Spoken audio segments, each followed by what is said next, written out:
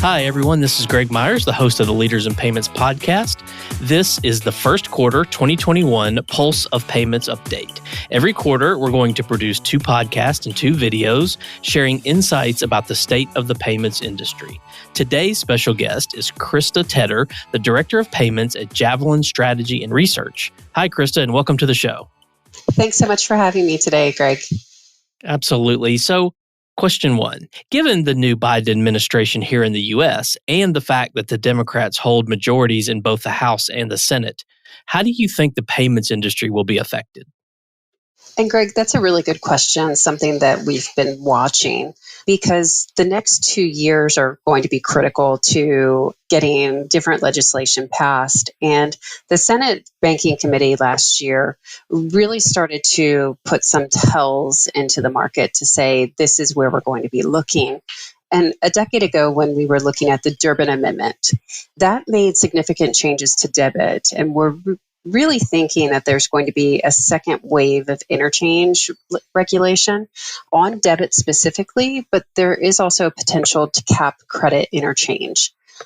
If you look at the debit interchange, some people are saying, oh, that's regulated enough. We don't need to go any further.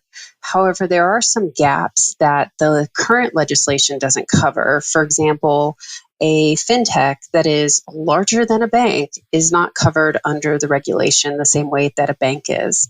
So with the big focus on big tech in various different aspects, that's an area we think will be impacted. As well as if you think of how big tech plays in payments with Apple Pay and Google Pay, how that transaction is routed is going to be under some scrutiny. We've already seen some action and proposed legislation in the Senate subcommittee.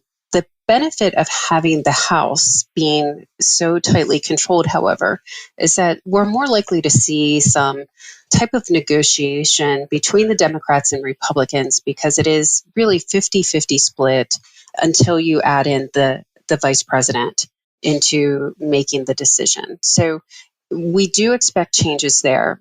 We also are going to be seeing movement on cryptocurrency, the wild ride that we've been seeing with Bitcoin and the valuation, being able to buy and sell crypto in digital wallets. We're really going to be seeing how that is going to move. Is it an asset? Is it going to be a currency? Can you use it at a point of sale?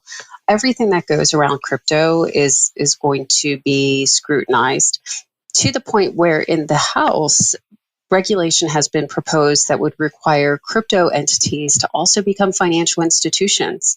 So that would create a whole new realm of challenger banks. We do have some silver linings, however, in some of the state regulations that were also passed in this past election on 2 different fronts, cannabis and online betting, gaming type of transactions.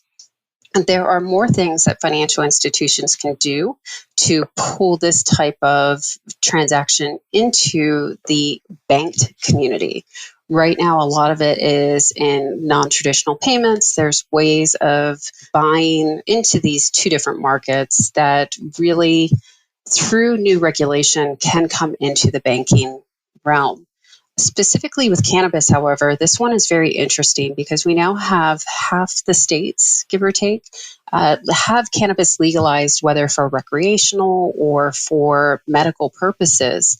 What this does, however, is it goes right in the face of federal regulation that says it's illegal. The House has already passed legislation to legalize cannabis. It just needs to pass the Senate, which it has a very strong chance of getting passed with a Democratic Senate and then signed by the president. So we really do see how in some areas we might feel the pinch in payments with different regulations, but in other areas the regulation will be really beneficial and expand the ability to diversify how we pull payments into the bank versus have it sit in fintech. Sure. So in the post-COVID economy, which we all hope we can say post-COVID pretty soon, what changes do you expect to see in the payments industry? I really expect to see an acceleration continue. We say that we've had years of digital payment adoption in just a few months. And That is absolutely correct. We've gone years without this rapid rise. However, we now have a group of consumers who are now used to trying new things. Because one of the questions we ask in all of our consumer surveys is related to, are you an early adopter? Or do you like to adopt it after a friend uses it? And that really, we see where early adopter, kind of the tech people, that's about 20% of the population will try something. To get to mass adoption, to get to the next 25, 30%, you really need to have people try things quickly. And that's what this has done. So the more people try technology and digital behavior, it's like once they get over the fear of doing it once, they'll then try the next thing that comes out much faster than they did before. So the acceleration will increase. Also think about what is old is new again. QR codes are having a resurgence as far as how they're coming through. QR codes can be EMVCo provided, and it's going to be where we're going to see not only PayPal and Venmo, but you'll see Amazon Pay in your local store. You will see different ways of paying to really help diversify a payment strategy for merchants. But one of the things that I haven't seen is really a focus on reducing the cost of payments.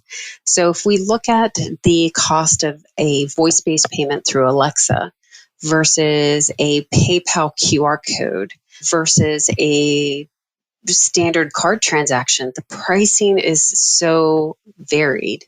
And in a way, we have things in a reverse revenue model in that the more secure a payment is, the more we charge for it, versus the more secure, the lower the cost because you want more people to pay that way.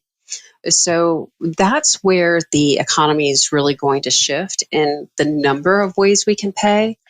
But then the add-on of the COVID economy is really taking a look at the cost structure. Hey everyone, as you know, I've worked in the payment space for a long time. A lot has changed over the years, and we talk about those changes a good bit on the show. But some things in this industry never change. For example, attrition is always a concern, and so is your bottom line. And PCI non-compliance fees will always be a part of the industry, driving that bottom line, but also keeping us up at night, worrying about that attrition, especially when the inevitable PCI non-compliance fee hike is underway. That's why I'm excited to bring in Company.com as a sponsor. Right when you're increasing fees, give your merchants something of value too. The Company.com Security Suite is the perfect way to add value by offering a real-time security dashboard with antivirus, expert tech support, anti-phishing software, dark web scanning, and more. Company.com offers various product assortments and solutions that have proven to reduce merchant attrition for years now, and this new security suite that complements your current PCI program will be a game changer for you. Learn more at www.company.com or email securitysuite@company-corp.com. The link is also on our website. Now back to my interview with Krista Tedder. So do you expect the M&A activity to continue at the current pace? The pace is going to stay high for a couple of years, I believe, because we have a lot of payment tech companies globally who they might have started out in brick and mortar tech, or they might have started out in e-commerce. But now we're really looking at the omni-commerce experience, where as a consumer, if I go onto the store's mobile app and then I go into their physical store, the prices should match. We've done some testing. They don't always match online versus in store. And a lot of times that's just because systems aren't talking together, or being able to pay order online and pick up in store. We're really changing the way people think about commerce. And so if you have a company that does one piece, it can be really difficult to spend the time, but also the capital to build it yourself. When if you look across the marketplace, there could be 5 companies offering it. Just go buy one of the 5. And we're going to also see some large players that are going to be entering conversations because of the shift in landscape. News broke end of last year, FIS and Global Payments were looking at or having conversations on merging that fell through.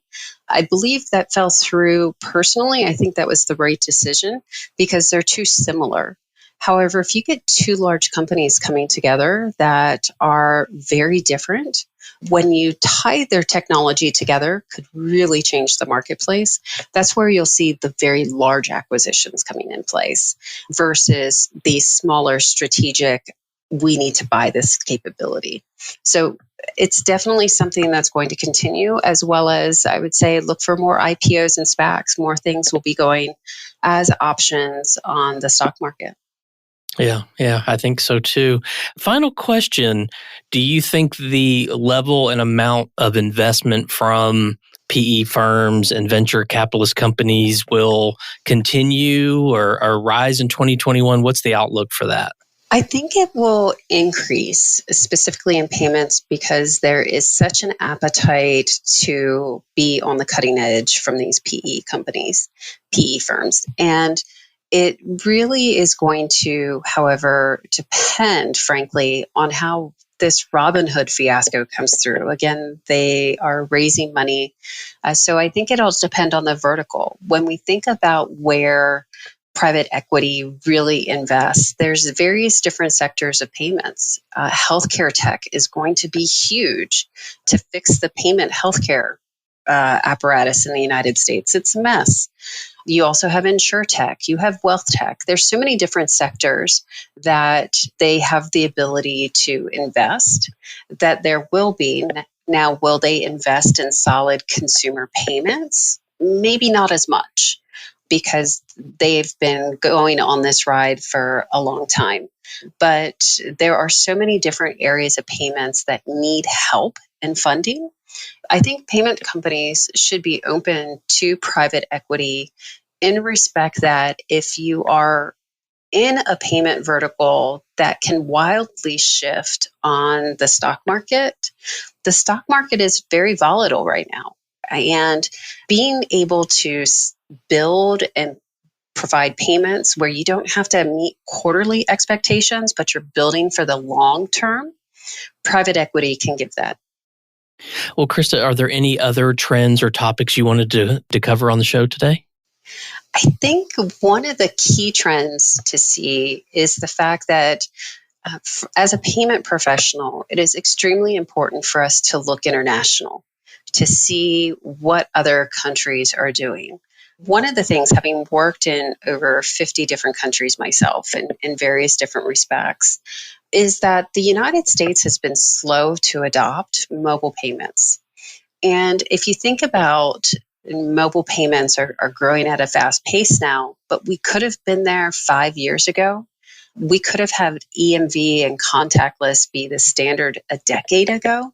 It's really important to see how digital payments can change by looking at the countries that really move quickly.